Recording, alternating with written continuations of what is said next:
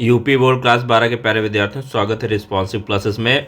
इतिहास का model paper है जो आपके 2026 की बोर्ड परीक्षा के लिए बहुत ही महत्वपूर्ण है।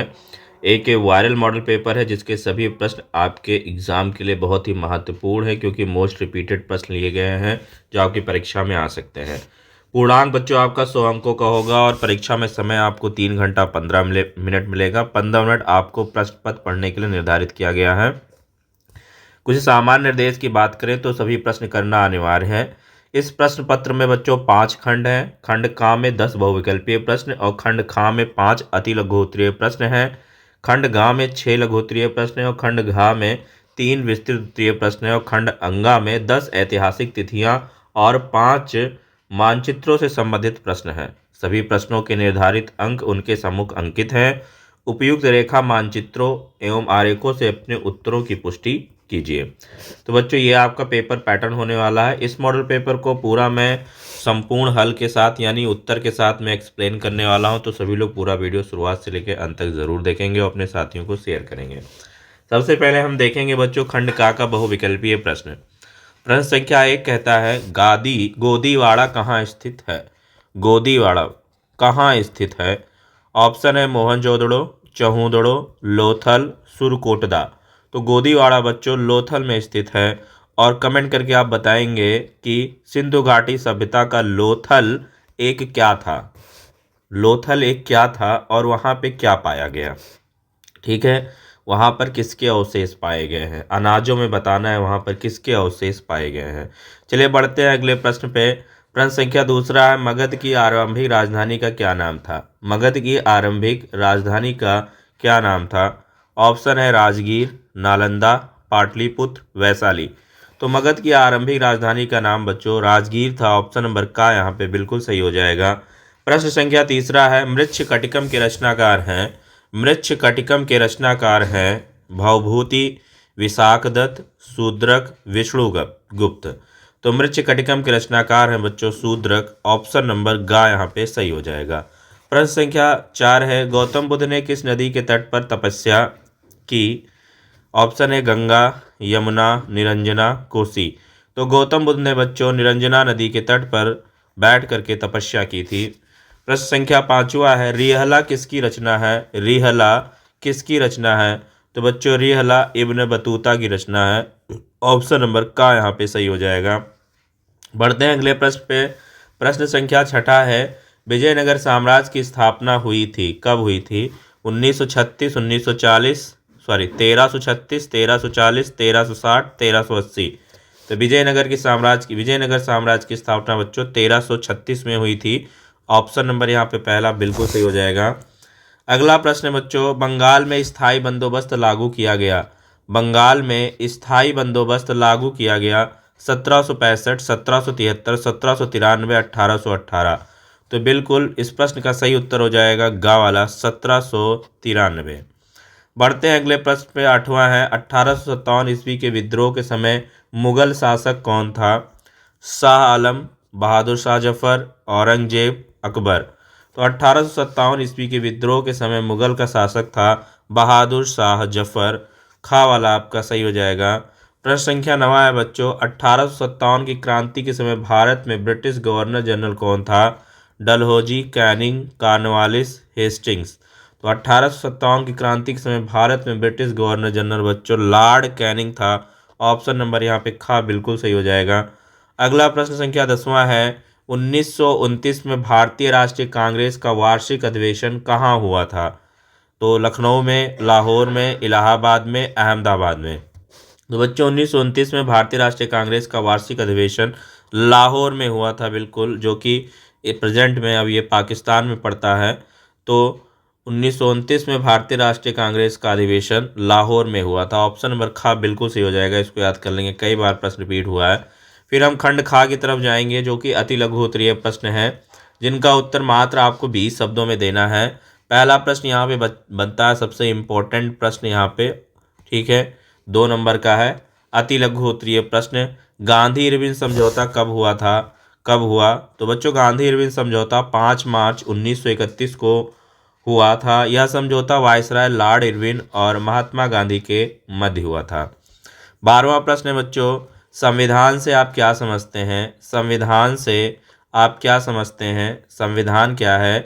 संविधान किसी राष्ट्र, किसी राज्य राष्ट्र का वह दस्तावेज होता है जो राष्ट्रवाद शासन के सभी अंगों के चरित्र, अधिकार और प्रयोग विधि को विस्तृत रूप से निर्धारित करता है। 13वां प्रश्न यहाँ पे पूछा गया बच्चों, सिंधु सभ्यता को अन्य किस नाम से जाना जाता है? तो सिंधु सभ्यता को बच्चों हड़प्पा संस्कृति के नाम से भी जाना जाता है। ये आपका हो जाएगा। फिर यहाँ पे देखिए 14वां प्रश्न बच्चों पूछा गया है। सभी लोग सभी प्रश्नों के उत्तर याद करते हुए चलेंगे। मोस्ट रिपीटेड प्रश्न यहाँ पे लिए गए हैं, आपकी बोर्ड परीक्षा में ये सभी रिपीट होंगे। 14वां प्रश्न ये है कि बच्चों चंद्रगुप्त मौर्य कौन थे? उन्होंने मौर्य साम्राज्य की स्थापना कब की थी? चंद्रगुप्त मौर्य, मौर्य वंश, चंद्रगुप्त मौर्य यहाँ कॉमा लगेगा, मौर्य वंश का संस्थापक था। इसने मौर्य साम्राज्य की स्थापना 321 ईसा पूर्व में पाटलिपुत्र आधुनिक पटना में की थी। 5वां प्रश्न है बच्चों, वर्ण शब्द से क्या आशय है? तो प्राचीन काल में आर्यों ने समाज के सभी लोगों को के कार्य दायित्वों के उचित पालन एवं उचित सामाजिक व्यवस्था बनाए रखने के लिए समाज को जिन 4 भागों में बनता उसे वर्ण व्यवस्था कहा गया है। फिर देखिए बच्चों यहाँ पे अगला प्रश्न खंडगा है, जिसमें लघु उत्तरीय प्रश्न है जिनका उत्तर आपको 100 शब्दों में देना है और प्रत्येक प्रश्न यहाँ पे 5 नंबर के होंगे। ठीक है। फिर यहाँ पे देखिए 16वां प्रश्न पूछा गया है लघु उत्तरीय प्रश्न में, स्त्री के गोत्र से क्या आशय है? स्त्री के गोत्र से क्या आशय है? तो स्त्री का गोत्र उसके पितृवंश से जुड़ा होता है जो मूलतः उसके पिता के गोत्र का अनुसरण करता है। गोत्र वैदिक परंपरा से संबंधित एक वंशानुगत पहचान है जो ऋषियों के नाम पर आधारित होती है।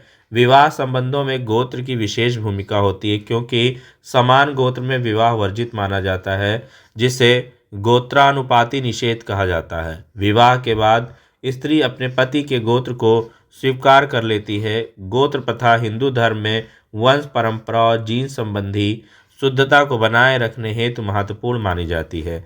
यह सामाजिक पहचान और कुल परंपरा को दर्शाती है। चलिए 17वां प्रश्न हम यहाँ पे देखेंगे बच्चों, यज्ञों की परंपरा से आप क्या समझते हैं? यज्ञों की परंपरा से आप क्या समझते हैं? यज्ञों की परंपरा वैदिक काल से चली आ रही एक धार्मिक और आध्यात्मिक प्रक्रिया है जिसमें अग्नि में विभिन्न हवन सामग्री अर्पित कर देवताओं को प्रसन्न किया जाता है। यह केवल एक कर्मकांड नहीं बल्कि आत्मशुद्धि, पर्यावरण संतुलन और लोक कल्याण का साधन भी माना जाता है। ऋग्वेद, यजुर्वेद, सामवेद और अथर्ववेद में यज्ञों का विस्तृत वर्णन मिलता है। विभिन्न यज्ञ जैसे अग्निहोत्र, राजसूय, अश्वमेध और सोमयज्ञ समाज और राष्ट्र की समृद्धि के लिए किए जाते थे। यज्ञों की परंपरा आज भी हवन और पूजन के रूप में जीवंत है, जो धार्मिक और वैज्ञानिक दृष्टिकोण से महत्वपूर्ण मानी जाती है। ये इसका उत्तर हो गया बच्चों। यहाँ पे देखिए 18वां प्रश्न पूछा गया, most repeated and most important प्रश्न है, भागवत संप्रदाय पर संक्षिप्त टिप्पणी लिखिए। 5 नंबर में ये प्रश्न है। भागवत संप्रदाय वैष्णव धर्म की एक प्रमुख शाखा है जो श्री कृष्ण भक्ति पर आधारित है। इसका मुख्य ग्रंथ श्रीमद् भागवत महापुराण है, जिसमें भक्ति योग, ज्ञान, वैराग्य और प्रेम को सर्वोच्च मार्ग बताया गया है। यह संप्रदाय निर्गुण निर्वेश ब्रह्म के स्थान पर सगुण साकार और प्रेममय भगवान श्री कृष्ण की उपासना पर बल देता है। इसकी परंपरा संतों जैसे वल्लभाचार्य, चैतन्य महाप्रभु और अन्य भक्तों द्वारा आगे बढ़ाई गई है। इसमें नाम संकीर्तन, भजन, कथा और कीर्तन को प्रमुख साधन माना जाता है। भागवत संप्रदाय समाज में प्रेम, करुणा और भक्ति की भावना को जागृत करने का कार्य करता है। फिर बच्चों यहाँ पे आ जाइए 19वां प्रश्न पूछा गया है कि कृष्णदेव राय को विजयनगर का सबसे महान शासक क्यों माना जाता है? तो बच्चों कृष्णदेव राय विजयनगर साम्राज्य के सबसे महान शासक माने जाते हैं क्योंकि उनके शासनकाल में राज्य धार्मिक, सैन्य और सांस्कृतिक रूप से अत्यधिक समृद्ध हुआ। उन्होंने बहमनी सुल्तानों और ओडिशा के गजपति शासकों को पराजित कर साम्राज्य का विस्तार किया। वे न्यायप्रिय और कुशल शासक थे जिन्होंने कृषि, व्यापार और प्रशासनिक सुधार किए। तेलुगु, संस्कृत और कन्नड़ साहित्य को प्रोत्साहित किया। स्वयं भी विद्वान और कवि थे। उन्होंने अमरावती और हम्पी में भव्य मंदिरों का निर्माण कराया। उनकी सैन्य कुशलता, सांस्कृतिक संरक्षण और जन कल्याणकारी नीतियों के कारण उन्हें विजयनगर का सबसे महान शासक माना जाता है। फिर आ जाइए बच्चों 20वां प्रश्न है, 1857 के दौरान ब्रिटिश सरकार ने अवध के तालुकदारों के किस प्रकार सत्ता छीनी? 1857 के विद्रोह से पहले ब्रिटिश सरकार ने अवध के तालुकेदारों से सत्ता छीनने के लिए कई नीतियां अपनाई। 1856 ईस्वी में लॉर्ड डलहौजी ने अवध का जबरन विलय कर लिया, जिससे नवाब वाजिद अली शाह को पदच्युत कर दिया गया। ब्रिटिश सरकार ने तालुकेदारों को की जागीरें जब्त कर उन्हें कर संग्रहण के अधिकार से वंचित कर दिया। उन्हें आर्थिक रूप से कमजोर करने के लिए भू राजस्व प्रणाली में बदलाव किए गए। इससे न केवल तालुकेदारों की शक्ति घटी, बल्कि किसानों और जमींदारों में भी असंतोष फैला। इसी कारण 1857 के विद्रोह में अवध के तालुकदारों ने बढ़ चढ़कर भाग लिया। फिर बच्चों 21वां प्रश्न है कि नमक कानून स्वतंत्रता संघर्ष का महत्वपूर्ण मुद्दा क्यों बन गया था? नमक कानून स्वतंत्रता संग्राम का एक महत्वपूर्ण मुद्दा इसलिए बना क्योंकि यह ब्रिटिश शासकों के दमनकारी नीतियों का प्रतीक था। ब्रिटिश सरकार ने नमक उत्पादन और बिक्री पर एकाधिकार स्थापित कर भारी कर लगाया, जिससे आम जनता विशेष रूप से गरीबों को कठिनाइयों का सामना करना पड़ा। महात्मा गांधी ने 1930 में दांडी मार्च कर इसे अन्यायपूर्ण कानून का विरोध किया, जिससे स्वतंत्रता आंदोलन को नई ऊर्जा मिली। नमक जैसी आवश्यक वस्तु पर कर लगाना जनता के अधिकारों का हनन था। इस आंदोलन ने ब्रिटिश शासन के प्रति व्यापक असंतोष फैलाया और लोगों को स्वतंत्रता संग्राम से जोड़ने में महत्वपूर्ण भूमिका निभाई। फिर बच्चों यहाँ पे देखिए खंड घ जो आएगा आपका विस्तृत उत्तरीय प्रश्न, जिनका उत्तर आपको 250 शब्दों में देना है। तो बच्चों यहाँ पे मैं आपको कुछ मोस्ट इंपॉर्टेंट विस्तृत उत्तरीय प्रश्न दे रहा हूँ। इन प्रश्नों को अपने लर्निंग मटेरियल से तैयार करिएगा। देखिए प्रश्न बहुत ही इंपॉर्टेंट लिया गया है, 22वां नंबर का प्रश्न, ये आप तैयार कर लीजिए।